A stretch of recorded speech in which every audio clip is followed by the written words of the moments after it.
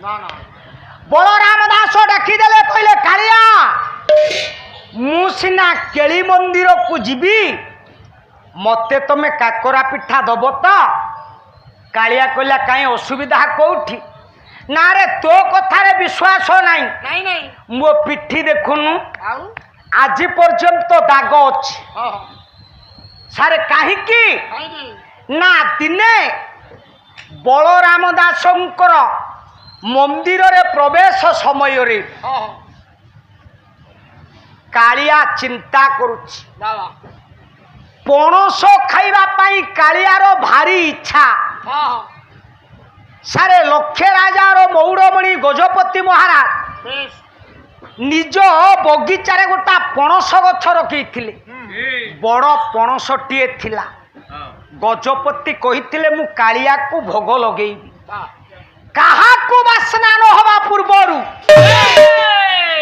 सियाड़े रत्न सिंहासन रे कालिया जानी पारिला जे पणस पाची गलानी कला मु पणसटा किपरि खांती से दिन बलराम दास जाइचंती जगन्नाथ को दर्शन करिबा पाई हाउ हाउ हाउ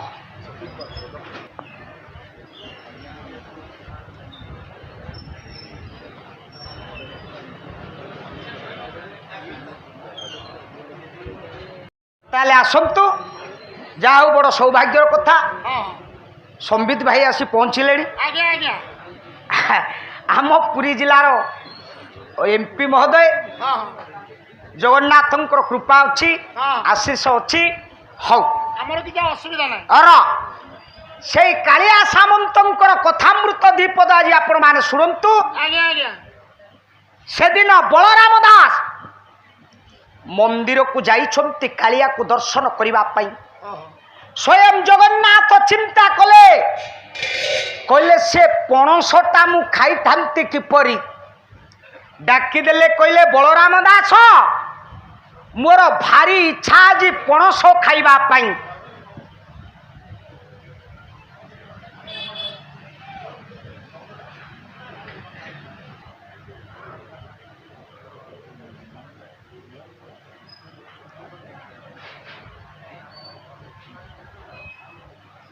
खबर बसी शुणुथिबे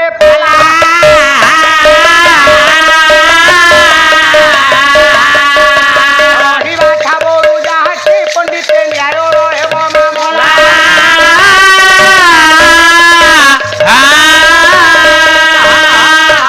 भौणी धीर चित्ते पड़ा बारे डेरिबा श्रवण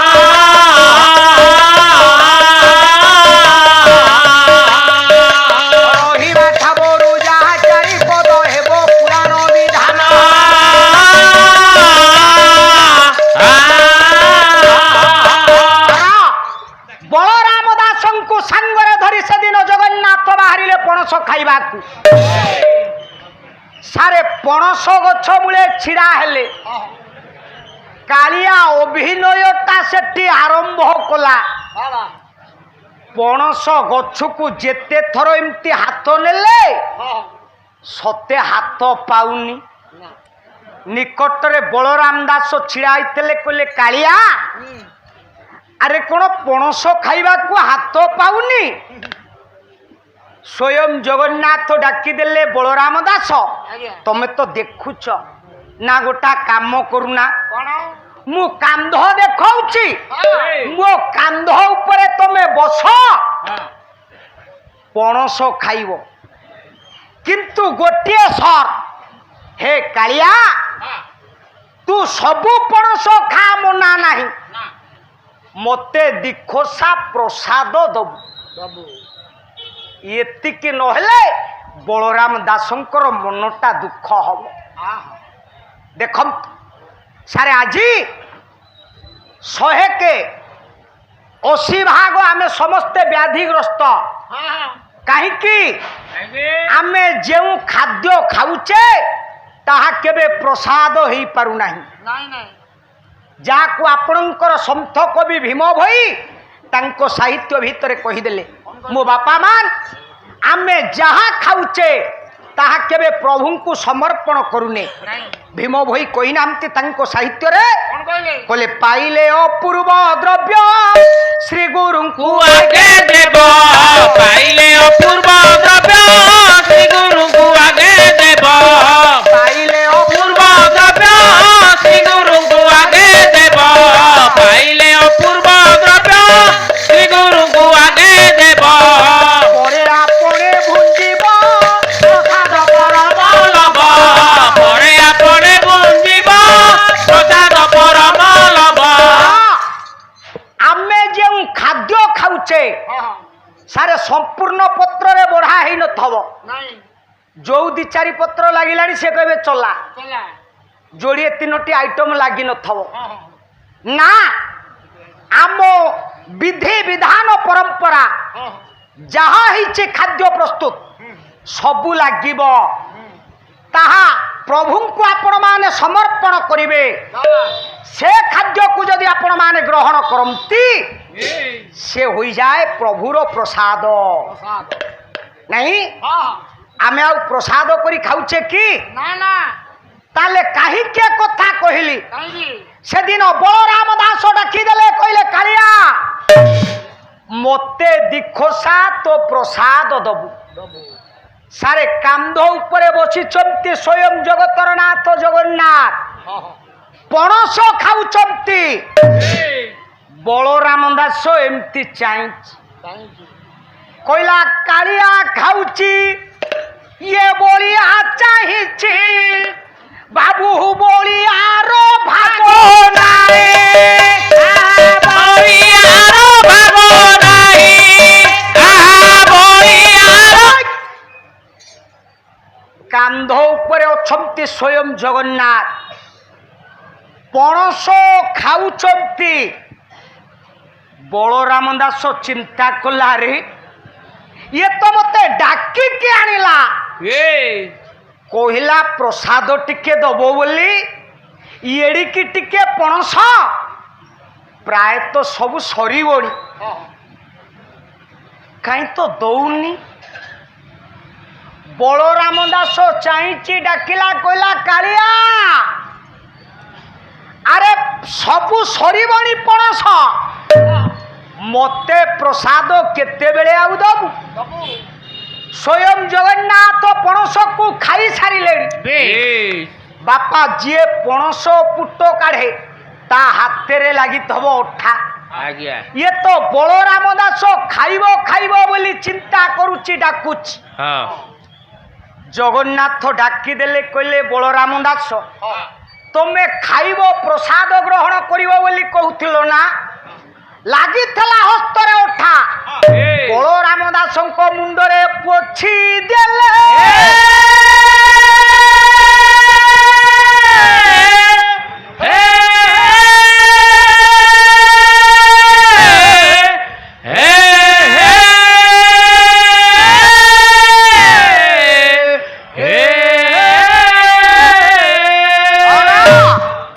ବଳରାମ ଦାସ ଚାହିଁଛନ୍ତି ସ୍ୱୟଂ ଜଗନ୍ନାଥ ଖୋସାଟାକୁ ଦାମ କରି ଯେତେବେଳେ ଖସାଇ ଦେଲେ, ବଳରାମ ଦାସ ଦେଖିଲା ବେଳକୁ ସ୍କନ୍ଧ ଉପରେ ଆଉ କାଳିଆ ନାହିଁ।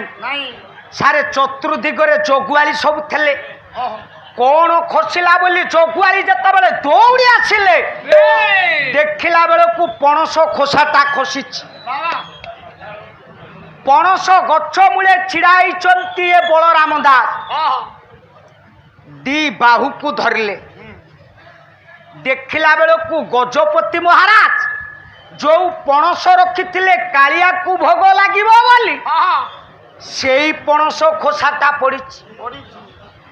ବାହୁ ଦିଟାକୁ ଧରିଲେ ଜଗୁଆଳି, କହିଲେ କିରେ ତୁ ତ ସରୁ ତିଲକ ଚିତା କାଟିଛୁ, ସବୁଦିନ ଜଗାକୁ ଦର୍ଶନ କରିବାକୁ ଆସୁଛୁ, ଭକ୍ତ ଆରେ ଗଜପତି ମହାରାଜା ଯେଉଁ ପଣସ ରଖିଥିଲେ କାଳିଆ ପାଇଁ ତାକୁ ଖାଇଲା କିଏ?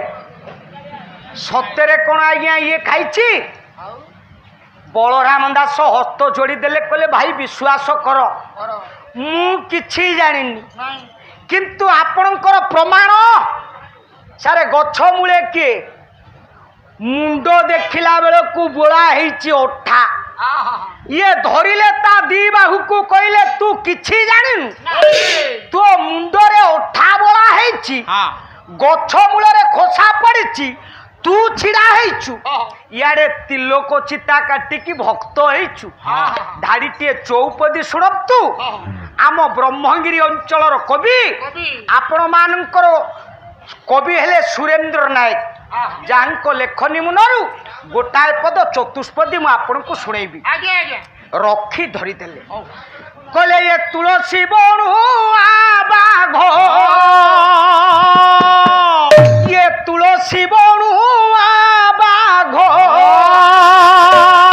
କିରେ କାଟିଛି ସରୁତି ତୁଳସୀ ବଣୁଆ ବାଘ କାଟିଛି ସରୁତି ତୁଳସୀ ବଣୁଆ ବାଘ ଭିତରେ ପୋଡ଼ଙ୍ଗାର, ଭିତରେ ପୋଡ଼ଙ୍ଗାର, ଭିତରେ ପୋଡ଼ଙ୍ଗାର, ଭିତରେ ପୋଡ଼ଙ୍ଗାର ପୋଡ଼କୁ ଜଗ ଜଗ ତୁଳସୀ ବଣୁଆ ବାଘ କାଟିଛି ସରୁତି ତୁଳସୀ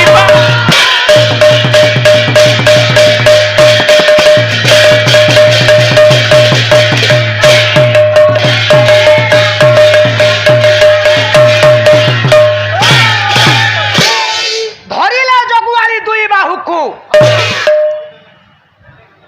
ଉତ୍ତମ ମଧ୍ୟମ କରି ବଳରାମ ଦାସଙ୍କ ପିଠିକି ବାପା ଚାମୁରଟା ଦେ।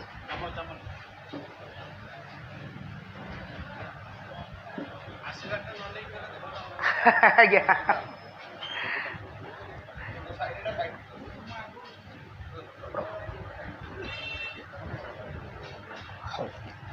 নমো নীলাম্বর সঙ্গু চঞ্চলাবাসিনে প্রিয় নীলাদ্রি চরমে ঘায় চত্রুবর্গাম্বু বর্ষিণে সেই নীলকন্দর বিহারী জগতর নাথ জগন্নাথ মহাপ্রভু সম্বিত ভাইঙ্কর রাজনৈতিক জীবন সফল করন্তু, সপরিবারକୁ সুখ সমৃদ্ধি ভরি দিয়ন্তু এবং ইয়ে ওড়িশার বিকাশ ধারাକୁ আগକୁ নিয়ন্তু। সর্বে বলন্তু প্রেমানন্দে কবার হরি বলা আহুরি কবার। হরি বলা ମୋର ନାଁ ମୋ ସ୍ତ୍ରୀର କରିବ ଦି ଜଣ କରିଦବା। ନାଇଁ ମୋର ଭତ୍ତା ନାହିଁ, ମୋ ସ୍ତ୍ରୀ ଖାଲି ଚାହୁଁଛି ବିଧବା ଭତ୍ତା ପାଇବାକୁ। ଏଇ ମା ଆଙ୍କୁ 1000 ବର୍ଷ ରଖିବ। ମୋର 1000 ବର୍ଷର ହେଇଗଲା। ମୁଁ ତମେ 6 ଜଣ ଯାକ ଦଉଛୁ ଫୁଲରେ ଆଉ। ହଉ ର ବସ ବସ। ଖାଲି ପଇସା ବିକ୍ରି ଯାଇ ହଉ ଆଜ୍ଞା ଆମେ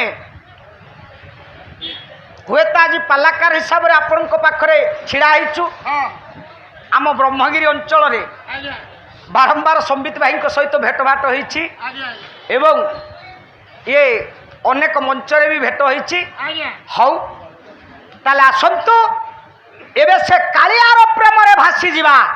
ସାର୍ 5 ଟଙ୍କା ଦେଲେ ତ ରହ କାହିଁ ସେମିତି ତେବେ କାହିଁକି କଥା କହିଲି?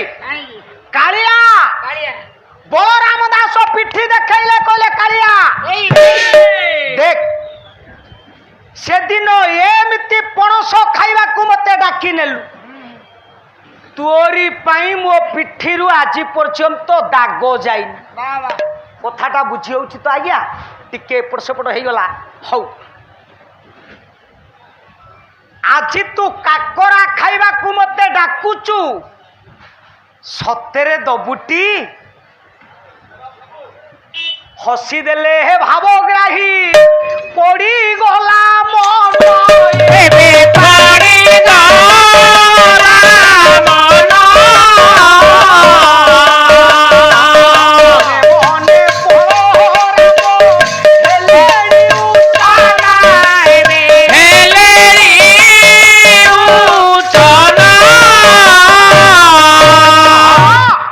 ସ୍ୱୟଂ ଜଗନ୍ନାଥ ମହାପ୍ରଭୁ ଅନ୍ତରରେ ଜାଣିପାରିଲେ ବଳରାମ ଦାସଙ୍କ କଥା। ସାରେ ମନଟା ପଡ଼ିଗଲା। କହିଲେ ବଳରାମ ଦାସ ତମେ ଚିନ୍ତା କରନି, ମୁଁ ତମକୁ ପଣସ ଖାଇବା କଥା ସିନା ଭୁଲ କରିଦେଲି ଆଜ୍ଞା ଆଜ୍ଞା କିନ୍ତୁ କାକରା ଦେବି ଖାଇବାକୁ। ହଁ ସାରେ ଜଗନ୍ନାଥ ମହାପ୍ରଭୁଙ୍କ କଥାରେ ହଁ ବଳରାମ ଦାସ ଯାଇ କେଳି ମନ୍ଦିରରେ ଖଟ ତଳେ ଆଣ୍ଠେଇକି ଲୁଚିକି ରହିଲେ।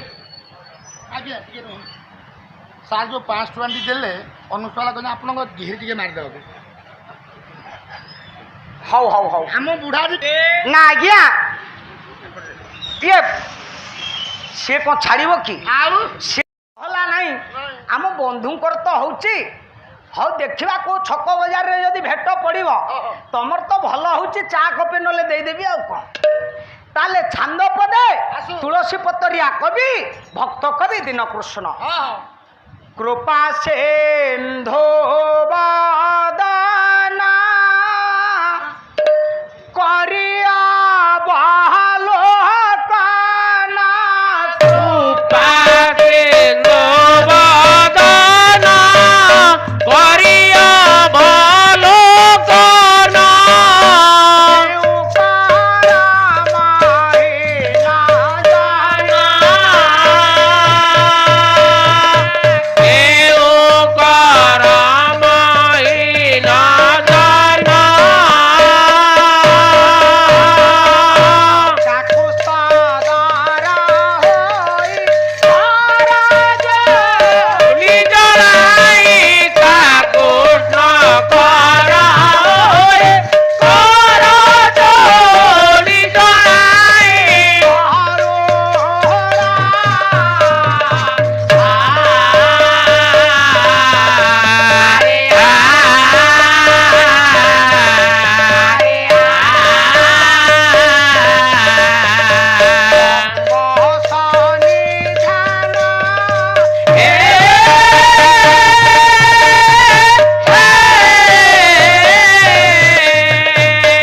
মহাপ্রভু মহাপ্রভু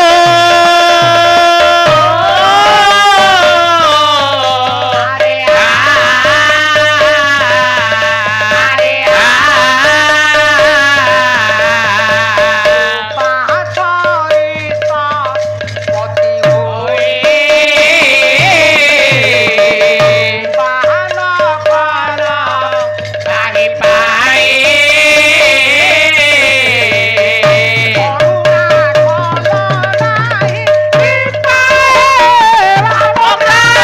করুণা কলনায় বাবগ্রাহী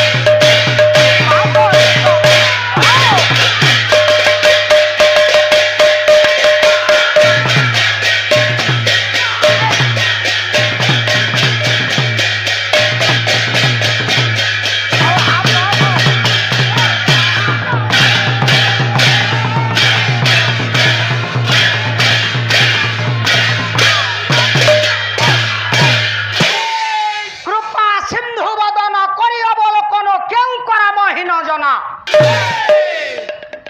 গরুড়া স্তম্ভ সন্নিধান হে মহাপ্রভু। ଆମ ବୁଢ଼ା ଦେଖ କେମିତି ଗାଉଛନ୍ତି। ର ବୁଢା ବାପା ଓ ସାରିଆ ଭିକ କହିଲେ ଗରୁଡ଼ ପଛରେ ଦେଖ। ଦେଖ ଦେଖ ସାରେ ଦୀନକୃଷ୍ଣ କହିଲେ ସ୍ତମ୍ଭ ସନ୍ନିଧାନ। ବାବା ଇଏ ଗରୁଡ଼ ସ୍ତମ୍ଭ ତା ସଳଖେ ଚଳକ ଆପଣ ଛିଡ଼ା ହେଲେ ଜଗନ୍ନାଥଙ୍କୁ ହଁ ଦେଖିବେ। କଥାଟା ବୁଝି ହଉଛି ତ? ବୁଝୁ ଏବେ ଏ ଦିଟା କଥାରୁ କୋଉଟା ଠିକ?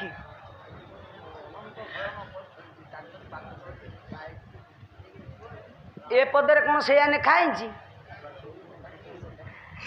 ତାହେଲେ ରୁହ ମଉସା ଆହୁରି ଅବୁଝା ଅଛନ୍ତି।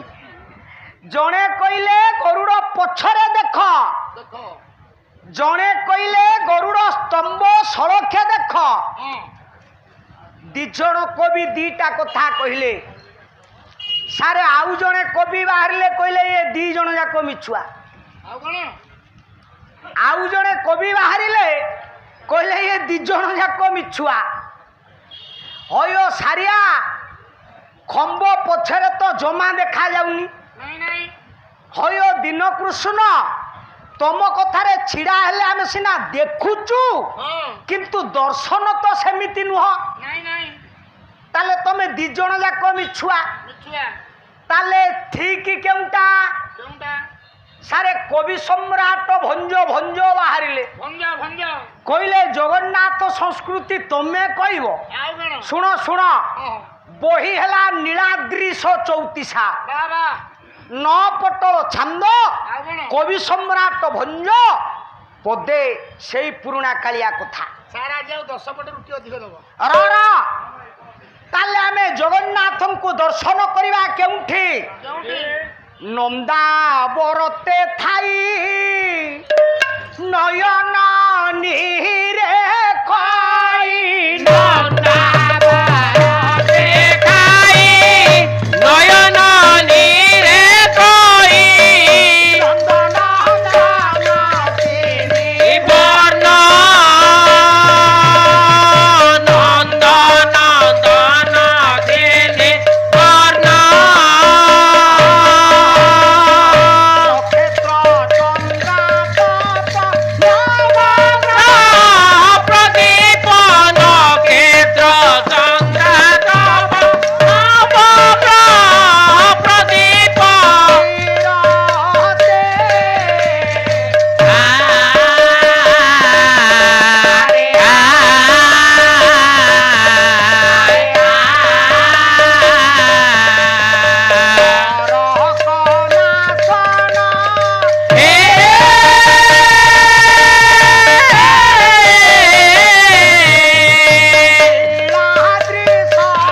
লীলাদৃশ লীলাদৃশ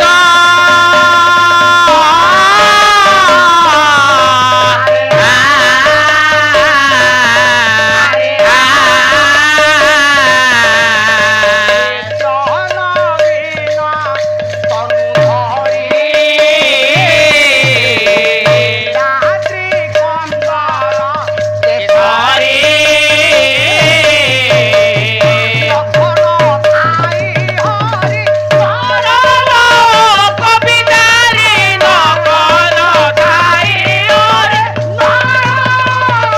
কবিতারি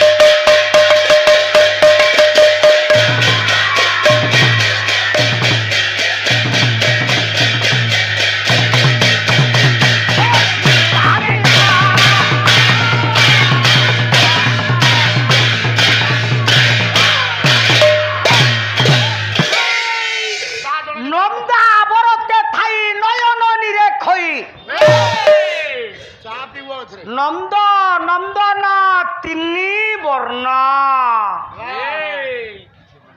ବୁଢ଼ା ବାପା ଆମେ ଆଶ୍ଚର୍ଯ୍ୟ ଠାକୁର ଜଗନ୍ନାଥଙ୍କୁ ଦର୍ଶନ କରିବା। ସାରେ ମନ୍ଦିର ଭିତରେ ଗୋଟା ପଥର ଅଛି।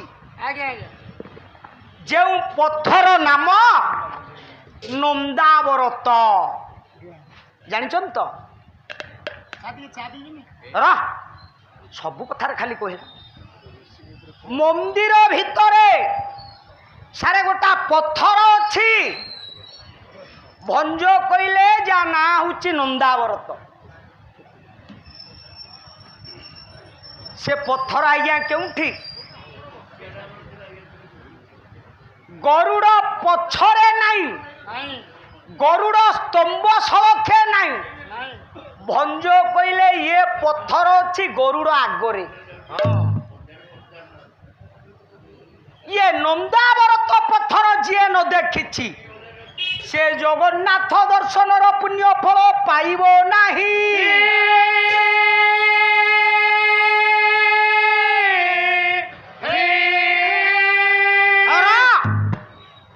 ଭଞ୍ଜ ଆହୁରି ଗୋଟେ କଥା କହିଲେ, କହିଲେ ଯେଉଁଠି ପ୍ରଭୁ ଦରବାର ହୁଏ, ଭକ୍ତ ରୁଣ୍ଡୀଭୂତ ହୁଅନ୍ତି, ହରି କଥା ଆଲୋଚନା ହୁଏ। ଆଜି ଆପଣମାନଙ୍କର ଇଏ ପାଲା କାର୍ଯ୍ୟକ୍ରମ ହଉଛି। ପାଲା ଏକ ପ୍ରକାର ଯଜ୍ଞ। ଆପଣ ଭାବନ୍ତୁନି ପାଲା ମନୋରଞ୍ଜନ କାର୍ଯ୍ୟକ୍ରମ। ଆପଣଙ୍କର ଭଗବତ ଗୀତା କହିଲେ ସ୍ୱାଧ୍ୟାୟ ଜ୍ଞାନ ଯଜ୍ଞଶ୍ଚ। ସାରେ ପାଲା, ପ୍ରବଚନ, ସଂକୀର୍ତ୍ତନ ଇଏ ସବୁ ହଉଛନ୍ତି ଜ୍ଞାନ ଯଜ୍ଞ। ଆଚ୍ଛା, ଯୋଉଠି ଯଜ୍ଞ ହୁଏ, ଯେଉଁଠି ପ୍ରଭୁ ଦରବାର ହୁଏ, ସେଠି ନକ୍ଷତ୍ର ଚନ୍ଦ୍ରା ତପ। ରାଜସୁନା ଖଳା ବାଲା କଣ ଟେଣ୍ଡ କପଡ଼ା ମାରିଛ? ଥଣ୍ଡା ପଡିବ ବୋଲି କିଏ ଟେଣ୍ଡ କପଡ଼ା ତଳେ କଣ ପାଲା ହବ? ଭଞ୍ଜ କହିଲେ ନା, ନକ୍ଷତ୍ର ଚନ୍ଦ୍ରା ତପ।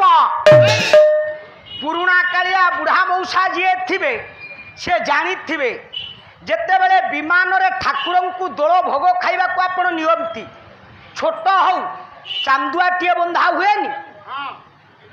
ଆପଣ ଯଜ୍ଞ ଅନୁଷ୍ଠାନଟିଏ କରୁଛନ୍ତି, ପେଣ୍ଡାଲଟିଏ କରୁଛନ୍ତି, ଛୋଟ ହଉ ବଡ଼ ହଉ ଗୋଟା ସିମ୍ବଲ ସ୍ୱରୂପ ଚାନ୍ଦୁଆ ଟଣା ହବ। ଇଏ ହଉଛି ତାର ବିଧି, ତାର ବିଧାନ, ତାର ପରମ୍ପରା। ଅବଶ୍ୟ ବଡ଼ ଦଳାଇ ତ ପ୍ରଥମ ଆସିଲା, ଜାଣିପାରିଲା ନାହିଁ, କିନ୍ତୁ ଏଠି ପଇସାର ଅଭାବ ନାହିଁ। ଇଏ ଟେଣ୍ଟ ହାଉସ୍ ଆଉ ଲାଇଟ୍ ମାଇକି ଆଉ ଖାଇବାର ବ୍ୟବସ୍ଥା ଦେଖିଲେ ଜଣାପଡ଼ୁଛି ଏଠି ସେମିତି ଦୁର୍ବଳ ଅନୁଷ୍ଠାନ ନୁହଁ। ତେବେ ଯାଇ ହଉ, କିନ୍ତୁ ଆମ ବିଧି ବିଧାନ ପରମ୍ପରାକୁ ଆମେ ଆଖି ଆଗରେ ରଖିବା। ନକ୍ଷତ୍ର ଚନ୍ଦ୍ରା ତପ। ତାହେଲେ ବାପା, ସେ ନନ୍ଦାବରତ ପଥର ପୁରୀରେ କେଉଁଠି? ସାରେ ସିଂହାସନ ଆଗରେ ଗୋଟା ଭିତର ଦର୍ଶନ ଥାଏ। ଆପଣ ଦେଖିବେ ବଡ଼ ପଥରଟିଏ ପଡ଼ିଛି ସିଂହାସନ ପାଖରେ, ଭିତର କାଠ ଦର୍ଶନ। ସେ ପଥର ନା ନନ୍ଦାବରତ ପଥର। ପ୍ରତ୍ୟେକ ଦିନ ବଳରାମ ଦାସ ଯାଆନ୍ତି ଏ ନନ୍ଦାବରତ ପଥର ଉପରେ ଛିଡ଼ା ହୋଇ କାଳିଆକୁ ଦର୍ଶନ କରନ୍ତି। ସେଦିନ ନନ୍ଦାବରତ ପଥର ଉପରେ ଛିଡ଼ା ହୋଇଛନ୍ତି ବଳରାମ ଦାସ। ଡାକିଦେଲେ, କାଳିଆରେ ଆଜି ମତେ ଟିକେ ଶୀଘ୍ର ତୁ ଦେଖା ଦବୁ। ମୁଁ କିଛି ଖାଇନି, କାଳି ଅନ୍ଧାରୁ ଆସିଛି, ତୋତେ ଦର୍ଶନ କରିସାରିବା ପରେ ମୁଁ ଜଳ ତୁଳସୀ ଟିକେ ପାନ କରିବି। ବାପା ସବୁଦିନ ବସ୍ ଷ୍ଟାଣ୍ଡ ବୁଲି ଆସୁଥିବେ, 5 ମିନିଟ୍ କି ଖଣ୍ଡେ ଗାଡ଼ି ଯାଉଥିବ। ଯେଉଁଦିନ ଆପଣଙ୍କର ଯିବାର ଥବ ସାରେ, ସେଦିନ ବ୍ୟାଗ ଧରି ପହଞ୍ଚିଲା ବେଳକୁ ଜମା ନଥବ। ଦେଖନ୍ତୁ, ଆଜି ବଳରାମ ଦାସଙ୍କ ଭାଗ୍ୟ ଚକ୍ରରେ ଠିକ୍ ସେଇଆ ଘଟିଲା। ପ୍ରତ୍ୟେକ ଦିନ କାଳିଆ ଦର୍ଶନ ଦିଏ, କିନ୍ତୁ ବଳରାମ ଦାସ କହିଲେ, କାଳିଆ ଆଜି ଟିକେ ଦର୍ଶନ ଦେ ଶୀଘ୍ର। ଇଏ ଜମା ଦର୍ଶନ ଦେଲାନି। କାହିଁକି? ପ୍ରଭୁ ଭକ୍ତକୁ ପରୀକ୍ଷା କରନ୍ତି। ଯିଏ ପରୀକ୍ଷାରେ ଉତ୍ତୀର୍ଣ୍ଣ ହୁଏ ସେ ପ୍ରକୃତ ଭକ୍ତ। ଭାଗବତକାର ଜଗନ୍ନାଥ ଦାସ କହିନାହାନ୍ତି, କହିଲେ ଦୁର୍ଜୟ ଦେହ ମୋହର ଶୂନ୍ୟରେ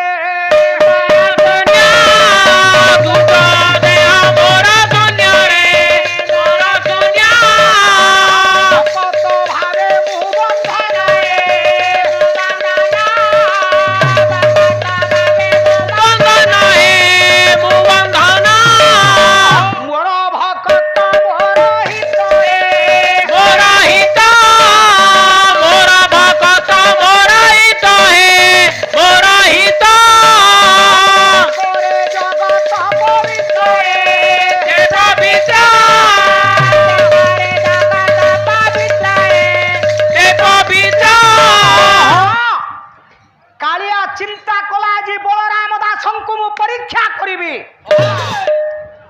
ସାରେ ଜମା ଦର୍ଶନ ଦଉନାହାନ୍ତି। ନାଇଁ ନାଇଁ ସାରେ ଏଇଠି ଆଉ ଟିକେ ତତ୍ତ୍ୱକୁ ଯିବା ନା ଆଗକୁ ପଳେଇବି? ଆପଣଙ୍କ ଇଚ୍ଛା। ଆପଣ ମାନେ ବିଷ୍ଣୁଙ୍କୁ ଦର୍ଶନ କରୁଛନ୍ତି, ହଁ ଏଠି ଅଧିଷ୍ଠାତ୍ରୀ ମାଙ୍କୁ ଦର୍ଶନ କରୁଛନ୍ତି, ଆଜ୍ଞା ଅକର୍ମ କର୍ମଦାୟକ ଭଗବାନ ଶଙ୍କରଙ୍କୁ ଦର୍ଶନ କରୁଛନ୍ତି। ହଁ ସାରେ ମୁଣ୍ଡିଆ କେମିତି ମାରିବେ? ଶୋଇକି ର ସନ୍ଧ୍ୟା ଆରତି ଚାଲିଛି, ସମସ୍ତେ ଏଠି ସାମ୍ନାରେ ଛିଡ଼ା ହେଇକି ମୁଣ୍ଡିଆଟିଏ ପକେଇଲେ। ଆଜ୍ଞା ନା, ଆଉ ଆମ ଶାସ୍ତ୍ର କହିଲେ ସମ୍ପୂର୍ଣ୍ଣ ଭୁଲ। ତାହେଲେ ମାରିବ କେମିତି? ଆପଣ ସମ୍ମୁଖରେ ଠାକୁର ଠାକୁରାଣୀଙ୍କୁ ମୁଣ୍ଡିଆ ମାରିବା ନିଷେଧ, ମାରିବେନି। ତାହେଲେ ମୁଣ୍ଡିଆ ଆମେ ମାରିବା। ଗୋଟା ଶ୍ଲୋକ ପଢୁଛି, ଆଉ ନା ଅୟୋ ବନ୍ଧୁ ଶ୍ଲୋକଟା ଗାଉଛି, ଯଦି ପାରୁଛ ଶୁଣ, କିନ୍ତୁ ବଇ ନା ତ ଜମା କହିବିନି। ଆଉ ନା ର ତାହେଲେ ଠାକୁରଙ୍କୁ ଆମେ ଦର୍ଶନ କରିବା। କହିଲେ ସୋବାମେ ପ୍ରଣମେ ବିଷ୍ଣୁ ଦକ୍ଷିଣେ ଶକ୍ତି ଶଙ୍କର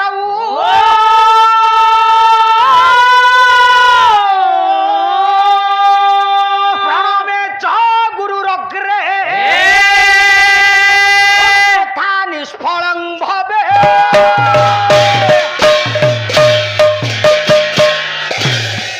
ସୋବାମେ ପ୍ରଣମେ ବିଷ୍ଣୁ।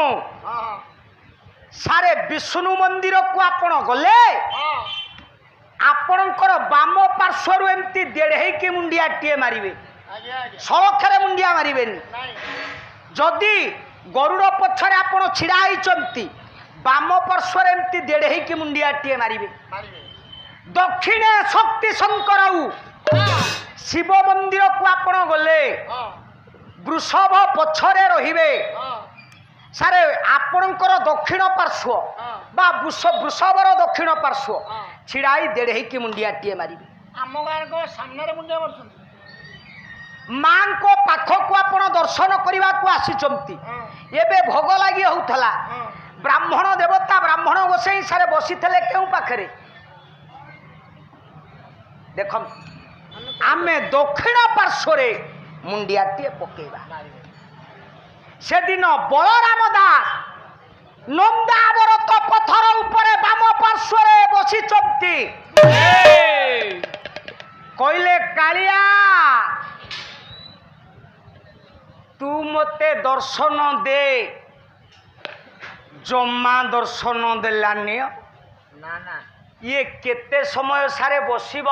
ଆଉ ଆଖିକୁ ନିଦ ପଳେଇ ଆସୁଛି, ବାବା କିଛି ଖାଇନି। ଓଡ଼ିଆଙ୍କର ଆଉ ଗୋଟିଏ ଦୋଷ ଅଛି, କ'ଣ? ଯେତେବେଳେ ଭୋକ ଲାଗେ ହଁ ସାରେ ଆପେ ଆପେ ଘୁମ ଆସିବ। ଦେଖୁନାହାନ୍ତି, ଆଉ ଶୋଇ ପଡ଼ିଲେ ନନ୍ଦାବରତ ପଥର ଉପରେ ବଳରାମ ଦାସ। ସମୟ ଚାଲିଗଲା। ସମୟ ସାରେ କାହାକୁ ଅପେକ୍ଷା କରୁଛି? ନାଇଁ ନାଇଁ ଦିନ ଅଭିନୟ ଅବସାନ ହେଲା, ମଉଳି ଆସିଲା।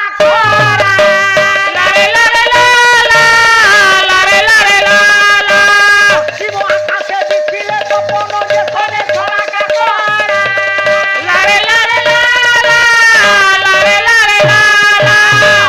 ସୂର୍ଯ୍ୟ ଅସ୍ତାଚଳକୁ ଚାଲିଗଲେ, କାଳି ଅନ୍ଧାର ମାଡ଼ି ଆସିଲା।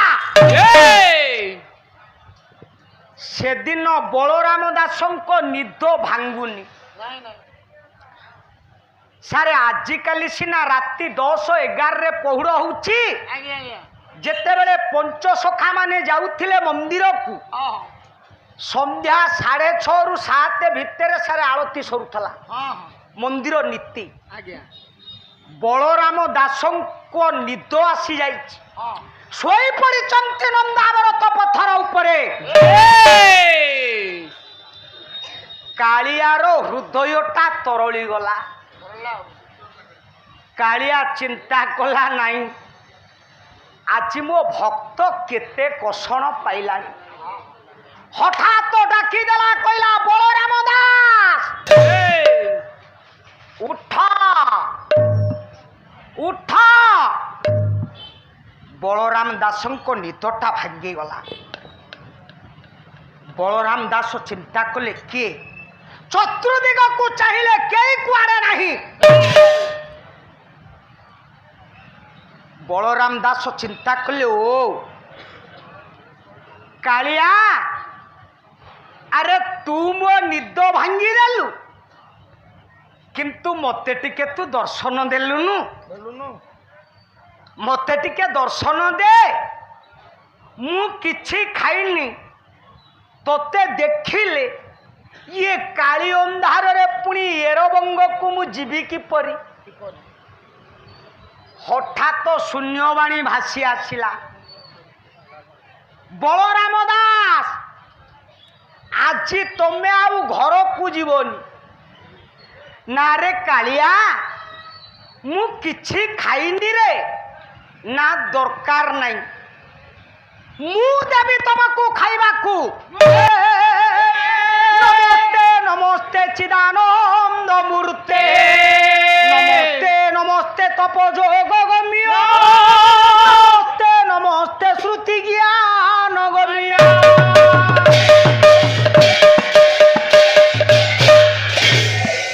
ମୁଣ୍ଡିଆଟିଏ ପକେଇଲେ ସାରେ ବଳରାମ ଦାସ।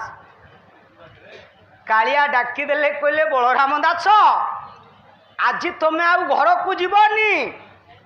ନା ରେ ମୁଁ କିଛି ଖାଇନି। ନା ମୁଁ ଦେବି ଖାଇବାକୁ। ଆଚ୍ଛା ସାରେ, ସେଦିନ ବାର ହଉଛି ଗୁରୁବାର। ଗୁରୁବାର ଦିନ ଇଏ ଘଟଣା ଘଟୁଛି।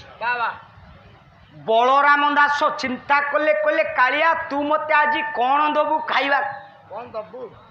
ଯେତିକି ବାପା ମାନେ ଭାଇ ମାନେ ବସିଛନ୍ତି, ଏଇଠି ଗୋଟେ ପ୍ରଶ୍ନ ମୁଁ ଆପଣଙ୍କୁ ପଚାରିବି। ସାରେ, ମନ୍ଦିରକୁ ଆପଣ ଯାଉଛନ୍ତି, ଗୁରୁବାର ଦିନ କାଳିଆ ମହାପ୍ରସାଦକୁ ବି ଭଲ ପାଏ ନା। ପ୍ରସାଦ ଲାଗି ହୁଏ, କିନ୍ତୁ ଆଦର ନଥାଏ। ଇଏ ରାଜସୁନା ଖଳା ମଞ୍ଚରେ ମା ମାନଙ୍କର ସଂଖ୍ୟା ଟିକେ କମ୍। ହଉର ଯେତିକି ଝିଅ ବୋହୂ ମା ମାନେ ବସିଛ, ମା, ଗୁରୁବାର ଦିନ ମନ୍ଦିରରେ ଗୋଟା ପିଠା ଭୋଗ ହୁଏ। କାଳିଆ ଇଏ ପିଠାକୁ ଖାଏ ଆଦର ସହକାରେ। କି ପିଠା ବୁଢ଼ା ବାପା?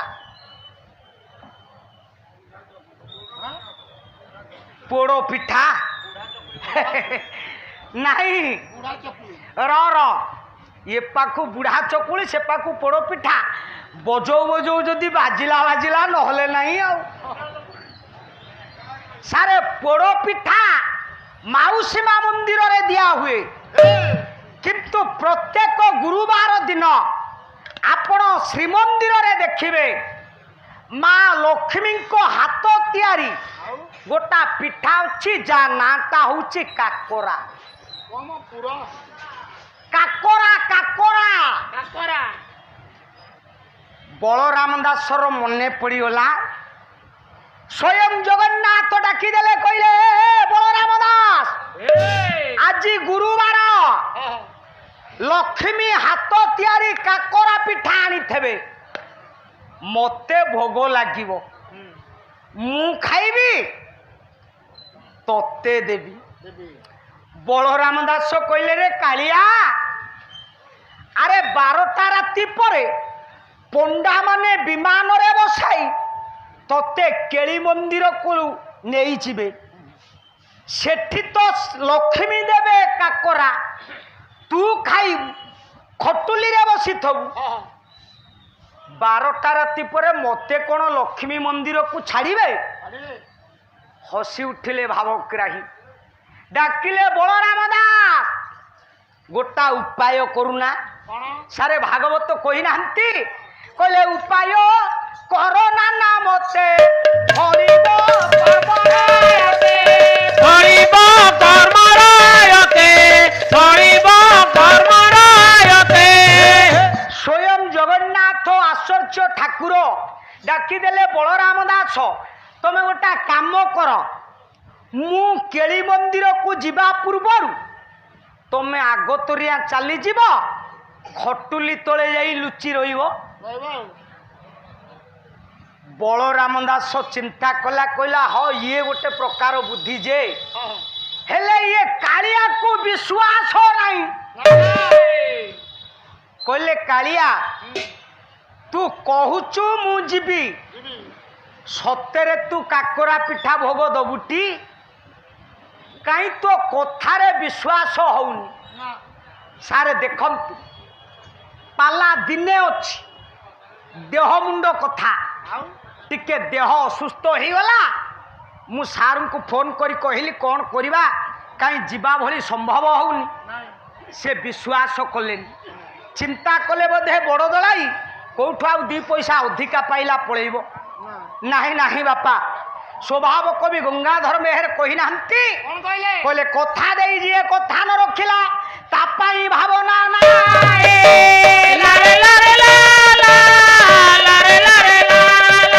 ମନ ଦେଇ ଯିଏ ମନ ନ ଚିହ୍ନିଲା ତା ପାଇଁ ଭାବନା ନାହିଁ।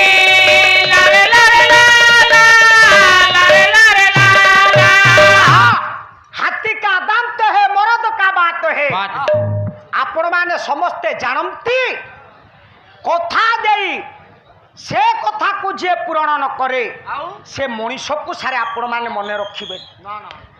ବଳରାମ ଦାସ ଡାକିଦେଲେ, କହିଲେ କାଳିଆ ମୁଁ ସିନା କେଳି ମନ୍ଦିରକୁ ଯିବି, ମତେ ତମେ କାକରା ପିଠା ଦବ ତ?